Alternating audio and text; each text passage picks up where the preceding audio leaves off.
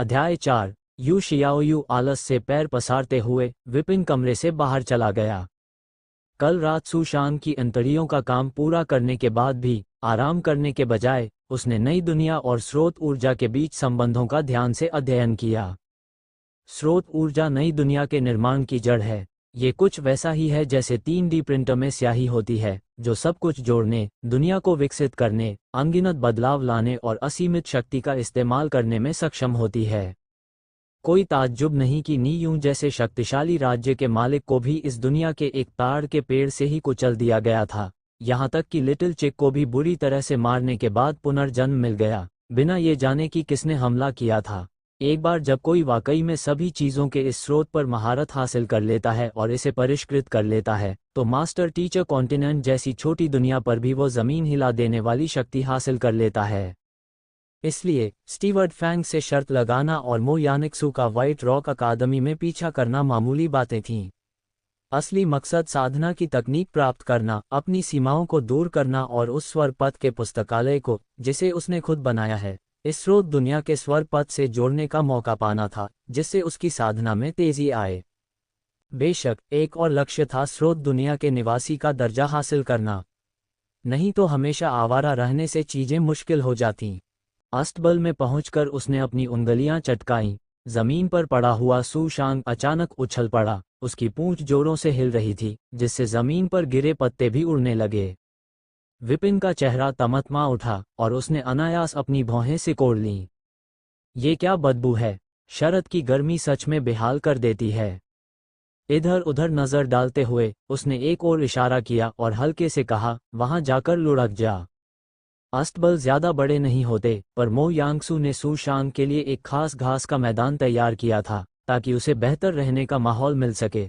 फूलों से घिरा ये इलाका 4-5 मीटर के दायरे में था और हल्की सुगंध आ रही थी। आदेश सुनते ही घोड़ा दौड़ पड़ा और जमीन पर लौटने लगा। घास, मिट्टी और फूलों की गंध ने उसकी बदबू को थोड़ा दबा दिया।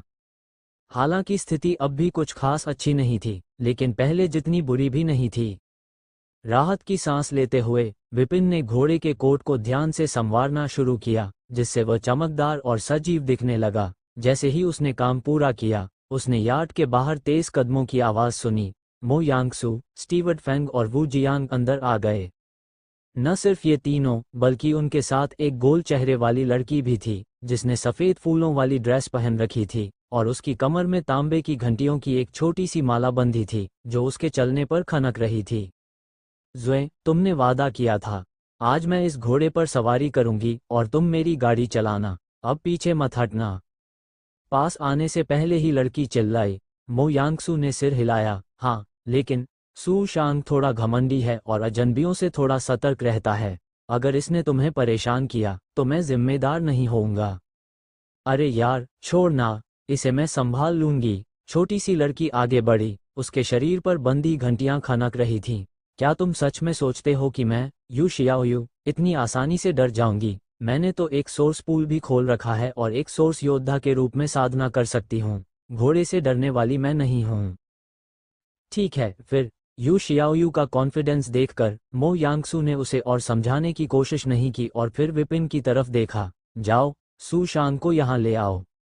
विपिन ने लगाम खोली और घोड़े को दोनों लड़कियों के पास ले गया। मानना पड़ेगा कि मो यांगसू और यू शियाओयू दोनों ही बहुत खूबसूरत थीं, लेकिन अलग अलग अंदाज में। एक तो गुलदाउदी की तरह शांत और दूसरी चिड़िया की तरह चंचल। दोनों का अलग ही आकर्षण था। हे, मुझे पता था कि तुम मेरे लिए बेस्ट हो, ज़ुएर। जैसे ही यू शियाओयू ने सुशांग को देखा, जो उसकी गाड़ी से कहीं ज्यादा शाही और इम्प्रेसिव दिख रहा था, उसने हंसते हुए घोड़े के सिर को छूने की कोशिश की। अरे सावधान! मो यांगसू अचानक घबरा गई और जल्दी से चिल्लाई। ये घोड़ा हर तरह से बढ़िया था, बस इसका स्वभाव काफी उग्र था। जब उसके पापा ने पहली बार उसे ये घोड़ा दिया था, तो उसने सहलाने की कोशिश की और सुशांग ने उसे ऐसी लात मारी कि वो लगभग बेहोश हो गई थी। हालांकि बाहर के लोगों को उसकी दोस्त की पहचान नहीं पता थी, लेकिन मो यांगसू अच्छे से जानती थी। यू शियाओयू व्हाइट रॉक सिटी के लॉर्ड यू लोन किंग की बेटी थी, जिसका स्टेटस उससे कहीं ऊंचा था। अगर कुछ गड़बड़ हो गई तो सिर्फ सुशांग ही नहीं बल्कि पूरा मो परिवार इसमें फंस जाता। वह अपनी दोस्त को पीछे खींचने ही वाली थी कि उसने देखा, आमतौर पर उग्र रहने वाला सू शांग न सिर्फ शांत था बल्कि अपनी बड़ी बड़ी आंखें झपकाकर यू शियाओयू को प्यार से सूंघ रहा था, जैसे उसका वो उग्र स्वभाव कभी था ही नहीं। मो यांगसू पूरी तरह दंग रह गई। क्या मैंने सही देखा? ये कैसे हो सकता है? किस बात का ध्यान रखना है? सू शांग के सिर को प्यार से सहलाते हुए यू शियाओयू ने उत्सुकता से पूछा। वो मो यांगसू कुछ कहने ही वाली थी, लेकिन तभी यू शियाओयू की अगली हरकत देखकर उसके होंठ रुक गए, उसकी आंखें चौड़ी हो गईं। ये प्यारी सी लड़की न सिर्फ सू शांग के सिर को सहला रही थी, बल्कि उसके कानों को खींच रही थी और माथे पर थपथपाते हुए खेल रही थी। मो यांगसू को यकीन था कि सू शांग इतने अपमान पर बुरी तरह से भड़क जाएगा, लेकिन इसके उलट ये घोड़ा पालतू कुत्ते जैसा बर्ताव कर रहा था। वो बिल्कुल भी नाराज नहीं था, बल्कि पूंछ हिलाते हुए और शांत भाव से खड़ा था, जैसे यू शियाओयू को चाटने की कोशिश कर रहा हो। मो यांगसू पूरी तरह अचंभे में थी। क्या ये घोड़ा एक ही दिन में इतना बदल गया है? मुझे लगता है कि सू शांग बहुत फ्रेंडली है। जुए, क्या तुम नहीं चाहती थी कि मैं इस पर सवारी करूं? यू शियाओयू ने घोड़े को सहलाते हुए मुस्कुराते हुए कहा। आने से पहले उसकी सहेली ने इसे खतरनाक जानवर बताया था, जिससे वो थोड़ा डरी हुई थी, लेकिन अब ये तो बिल्कुल प्यारा और मासूम लग रहा था। मो यांगसू शर्मिंदा होकर कुछ समझाना चाहती थी, लेकिन उसे समझ नहीं आ रहा था कि क्या कहे। क्या ये मेरी गलती है? शायद सू शांग को बस प्यारी चीजें पसंद हैं। विपिन ने भी ये पूरा नज़ारा देखकर एक छोटी सी मुस्कान दबाने की कोशिश की। कुछ तो गड़बड़ है। मो यांगसू ने विपिन की ओर देखा, जो इस घोड़े का प्रभारी था। वह इस घोड़े को अच्छे से जानती थी, क्योंकि कई नौकर इसे खिलाने से भी डरते थे, जिससे सू शांग का स्वभाव और बिगड़ गया था। लेकिन अब कुछ ही दिनों में ये इतना बदल गया। जब मो यांगसू ने कोई जवाब नहीं दिया, तो यू शियाओयू ने भी ज्यादा ध्यान नहीं दिया। वह थोड़ी परेशान सी सू शांग के पास पहुंची, उसकी उंगली ठोड़ी पर थी। यू शियाओयू की हाइट मुश्किल से 1.6 मीटर से थोड़ी ज्यादा थी, जो एक लड़की के लिए बहुत नहीं थी। सू शांग, एक शुद्ध नस्ल की घोड़ी जिसकी पीठ की ऊंचाई 1.7 मीटर थी, उस पर चढ़ना थोड़ा मुश्किल हो गया था। ये देखकर स्टीवर्ट फैंग ने विपिन की ओर देखा और व्यंग्य भरे लहजे में कहा, विपिन, एक दूल्हे होने के नाते तुझ में इतनी समझदारी नहीं है। जल्दी से नीचे उतर और मिस यू के लिए माउंटिंग ब्लॉक बन जा। Mounting block? विपिन चौंक गया। बिल्कुल। स्टीवर्ट फैंग की आंखों में मखौल था। मिस यू को घोड़े पर चढ़ने के लिए अपने ऊपर चढ़ने देना तेरा सम्मान है। तुझे मौका दिया जा रहा है, कृतघ्न मत बन। क्या कल तुझ में बड़ा घमंड था? अब नीचे उतर और देख, जब कोई तेरे ऊपर पैर रखेगा तब तुझे पता चलेगा। विपिन ने सिर हिलाया। मुझे इस सम्मान की जरूरत नहीं है। क्या ऑर्डर की अवहेलना? क्या तू मिस यू की बेइज्जती कर रहा है?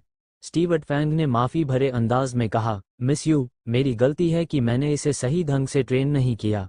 आप इसे जो सजा देना चाहें बस बताइए, मैं इसे तुरंत सही तरीके से ट्रेन कर दूंगा। मो यांगसू ने स्टीवर्ट फैंग को इग्नोर करते हुए विपिन की तरफ गंभीरता से देखा। मैं सच जानना चाहती हूँ। विपिन ने हल्की मुस्कान के साथ सू शांग की ओर देखा। सच ये है, सू शांग को किसी माउंटिंग ब्लॉक की जरूरत नहीं है। फिर उसने घोड़े की ओर इशारा करते हुए कहा, लेट जा। स्टीवर्ट फैंग ने हंसते हुए मजाक उड़ाया। क्या मजाक है? कोई घोड़ा तेरे कहने पर लेट जाएगा?